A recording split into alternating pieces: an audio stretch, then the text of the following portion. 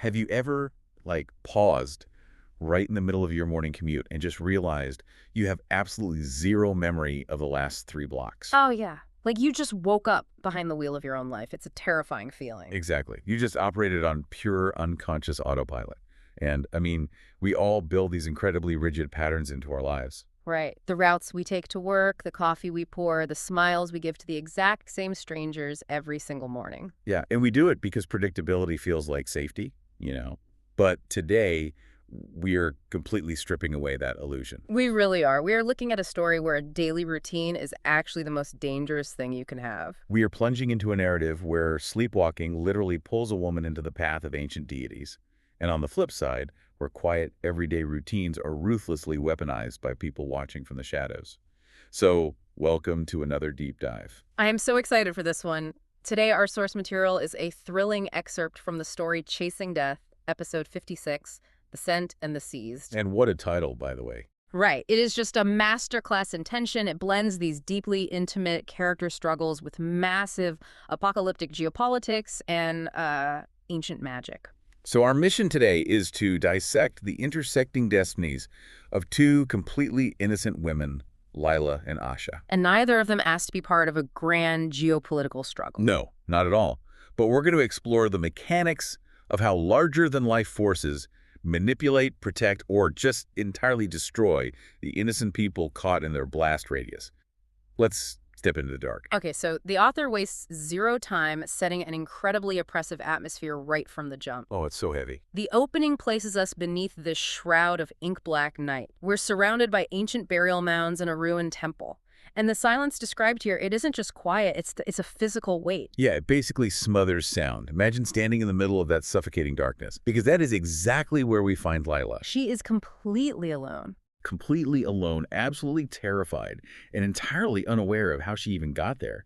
Her agency has been completely stripped away before this story even starts. And before she can even begin to process the sheer sensory deprivation of where she is, the stillness just shatters violently. It's such a jump scare. Two figures burst out of the mouth of this ruined temple, sprinting directly into the moonlight. And these aren't just random wanderers, right? They are the disciples of Tamuras, the sorcerer. Right, the royal sorcerer. And the text gives us a crucial piece of characterization here. Normally, these men wear their malicious arrogance like a tailored suit. They're bullies, backed by dark magic. But in this moment, that swagger is totally evaporated. They are fleeing in a state described as blood-draining terror. Blood-draining terror. I love that phrasing. They are running as if a fiend from the deepest pit of the underworld is snapping at their heels. And the sheer primal panic radiating off these men, it acts like a contagion. It strikes Lila so viscerally that her body reacts before her mind can. She lets out this involuntary, piercing scream. She is just paralyzed by the horror of what she's witnessing. But that scream actually becomes the catalyst for her rescue. Thank goodness, because hidden in the shadow of a rock outcrop nearby is Zayn. Yeah, Zayn. He has been systematically exhausting himself, searching the whole city for Lila. And the instant that sound hits the air, his training takes over. He just sprints over the broken ground, finds her trembling uncontrollably, and gently places a hand on her head. And that physical contact just breaks the psychological dam. She collapses against him, weeping. It's a really emotional moment. But the context of how Lila ended up at this cursed temple is deeply unsettling. Oh, it's terrifying. Because only hours prior, she was enveloped in the absolute safety of the harem walls of Mohenjo-Daro. She was just doing embroidery. Right, and she describes this terrible, suffocating heaviness settling over her senses. She rose in a total trance. She sleepwalked blindly through the twisting city streets. She completely bypassed the guards, drawn magnetically to this ruin. And the nightmare doesn't end with her waking up. Lila confesses what she actually found inside the temple. The royal sorcerer, Tamuras, lying dead and rotting on the stone floor. And Zayn's reaction here is so cold. It's instantaneous. His face hardens, and he basically says, "Let the earth keep his wretched carcass." Yeah, there's zero hesitation, zero warning for this guy. Which reveals the deep fault lines in this world's power structures. Zayn clearly despises this sorcerer. Really does.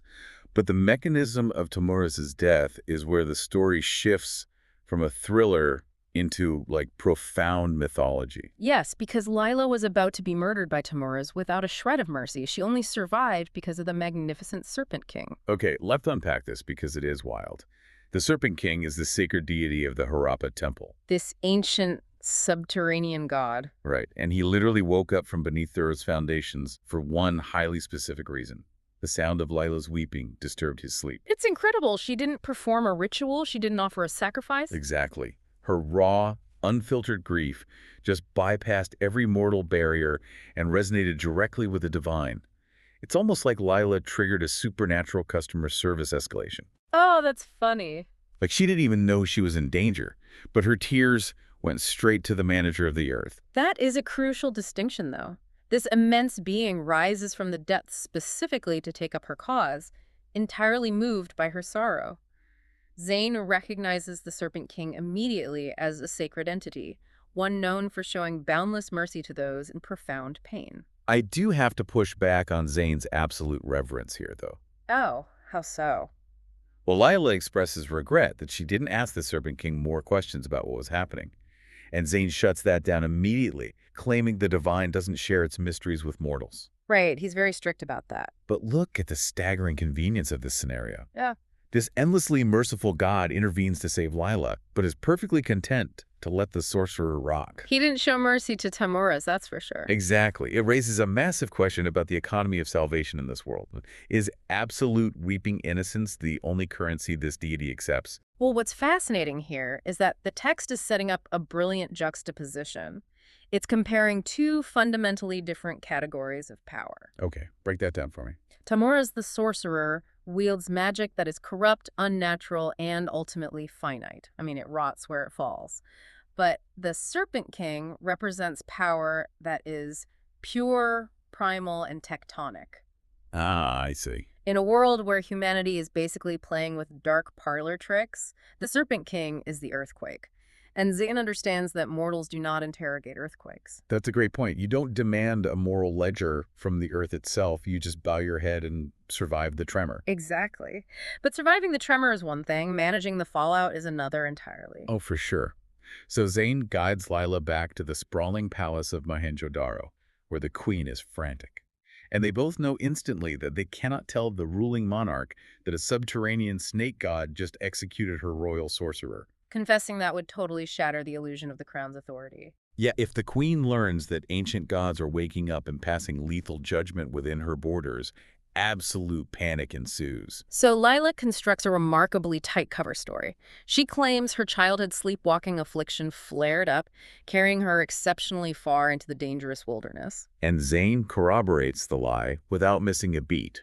The queen accepts it, though she immediately summons the royal physician to cure this sudden malady. Right, so the immediate threat of execution for treason is dodged. Barely. But Lila is shattered by the night's events. She makes a deeply intimate, emotional plea to Zayn. She wants to leave the capital and return to her mother's village near Mount Damavand, which is a grueling month's journey away. And her condition for this journey is non-negotiable. Zayn must be her escort. Her trust in him is absolute. It really is. But Zayn's internal conflict here is palpable. He wants to protect her, but he is bound by a heavy chain of duty to the crown. And that duty isn't just some vague concept. It is an active, terrifying threat bearing down on the city right now. Yeah, when Zayn approaches the Prince of Mohenjo-daro for a leave of absence, he hits a massive geopolitical roadblock. A rumor has been tearing through the city's intelligence network. Queen Krika, a savage warlord from the brutal Gobi Desert, is marshaling the Hun tribes to siege their prosperous city. The author's choice to weave real historical touchstones into this dark fantasy narrative does tremendous heavy lifting. Mohenjo-daro, the Gobi Desert, the Huns, it grounds the terror. It really makes it feel visceral.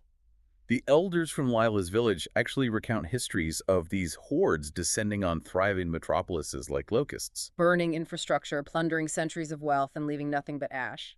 And the psychological warfare is just as brutal as the physical. I mean, Queen Krika's forces literally string up the severed heads of their victims outside their command tents. Ugh. It is a calculated display of absolute annihilation. So it's like being caught between HR and a Category 5 hurricane. So what does this all mean for Zayn? He wants to help a friend, but his boss, the prince, is pointing to a literal warlord at the gates. If we connect this to the bigger picture, structurally, it is a brilliant pivot. We transition from the hyper-intimate trauma of one woman in a dark temple to the macro-level threat of total civilizational collapse. The fate of hundreds of thousands of people is hovering on a knife's edge, and Zayn is trapped at the exact fulcrum of these two immense pressures. And the prince recognizes that Zayn is the only asset capable of handling this pressure. He pulls Zayn into a sealed, private inner chamber for a highly classified briefing. Right. The Crown's advanced scouts have confirmed the nightmare scenario. Queen Krika is mustering her forces right now. So the prince hands Zayn what is fundamentally a suicide mission. The intelligence requirement is staggering.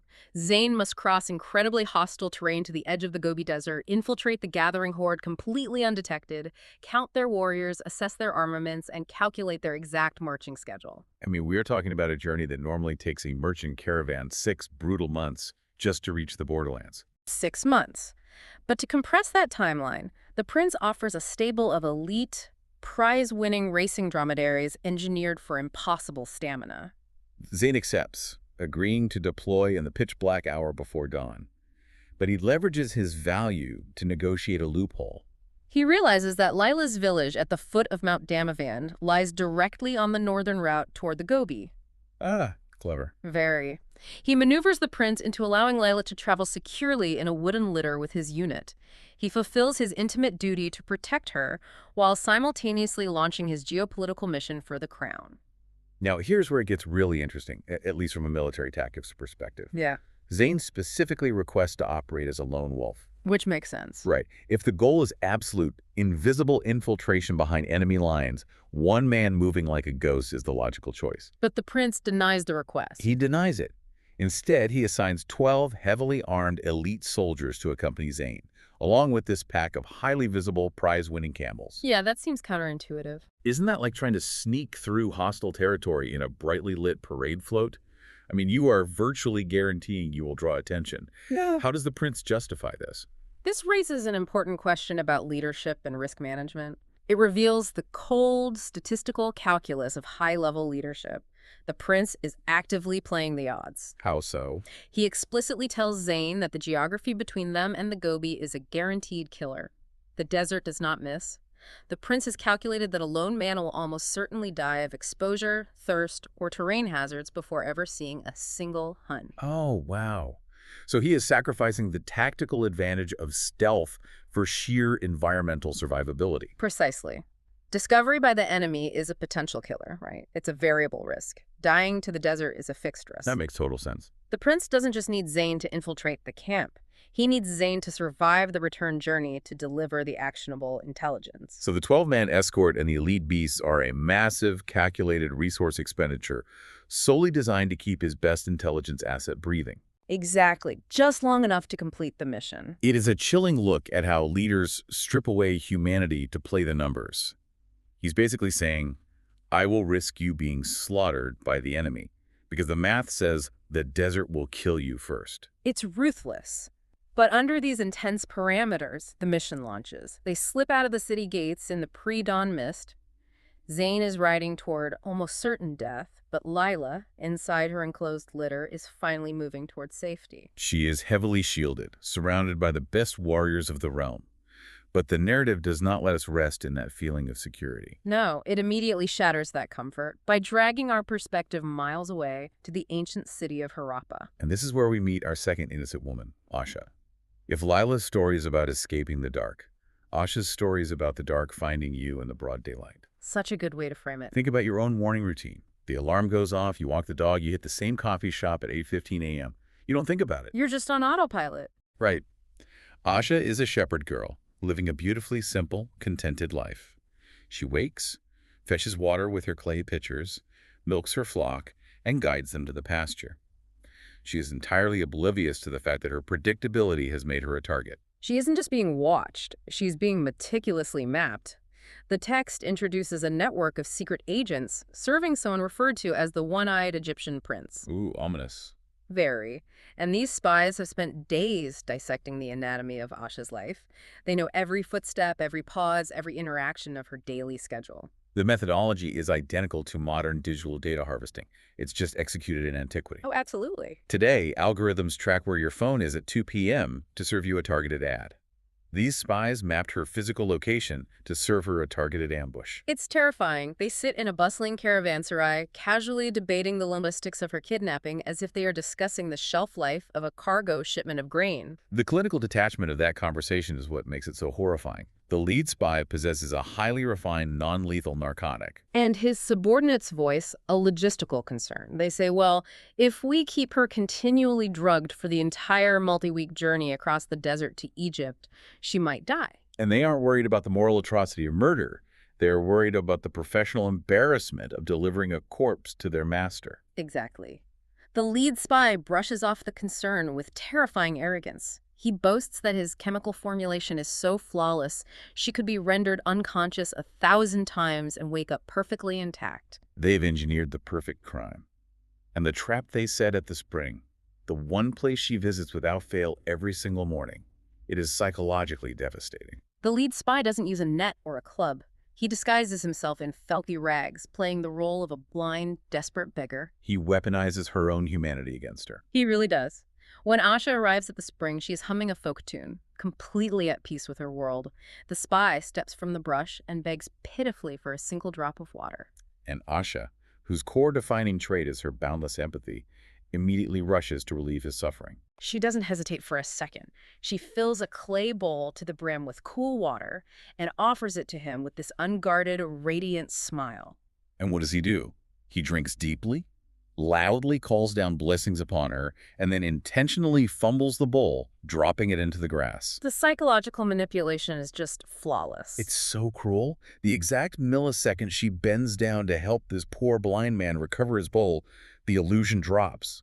He clamps a chemically soaked rag over her face and locks his hand around her throat in an iron grip. The violence of the transition is jarring. She fights back with astonishing ferocity.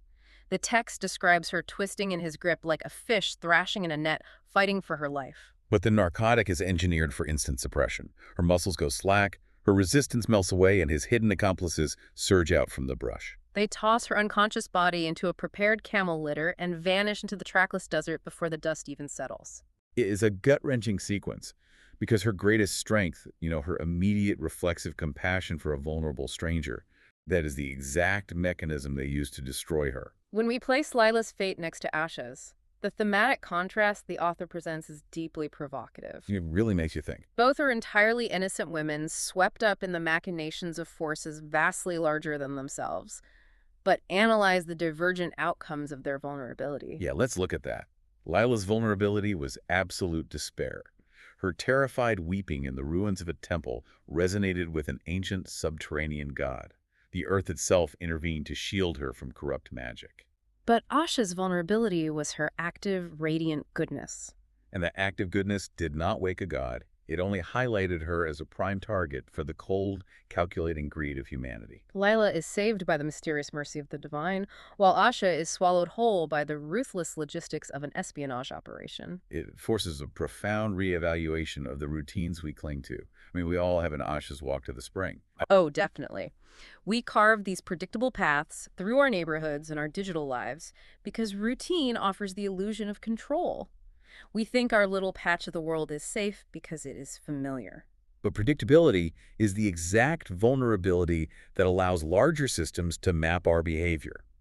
Whether you are looking at corporate algorithms predicting your next purchase, political entities charting demographic data, or, in this world, spies calculating the exact minute a shepherd girl bends down to pick up a bowl. The comfort of the routine is the trap.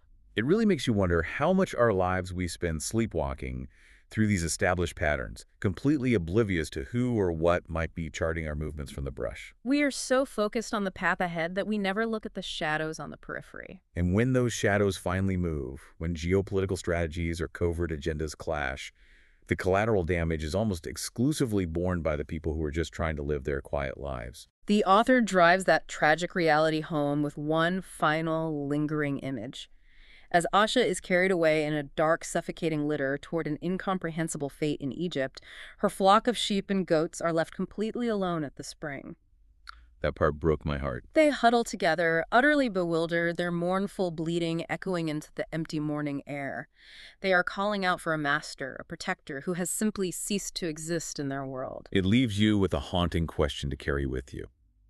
When the titans of the world clash in the dark and secret agendas execute their flawless math, what happens to the quiet communities, the fragile dependents, and the innocents left wandering in the aftermath?